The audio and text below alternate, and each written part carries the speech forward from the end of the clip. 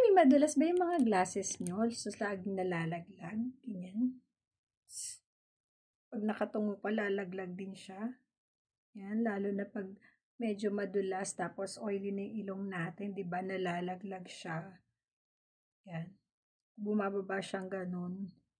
And, nakakainis kung busy-busy ka, wala ka ng time magagaganyan. Right? So, ito ang solusyon dyan mga mi. Meron na tayo mga silicone, yan, anti-slip sa ating mga eyeglasses or pwede rin sunglasses. Sa ganito lang siya mga mi. I-shoot mo to dyan, yan. May mga hole siya both ends. Yan.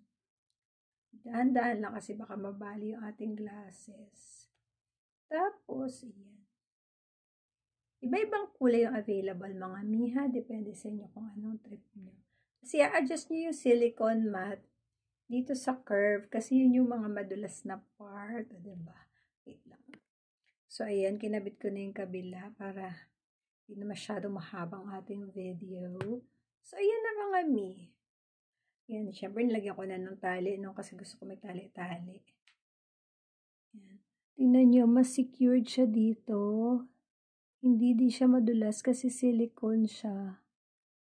Yan. Medyo naging tight pa nga, diba? So, yun lang mga mi. Kung gusto niyo ng mga ganitong rubber, yan, or silicone, andyan yung link sa Yellow Basket or nasa comment. Get yours now.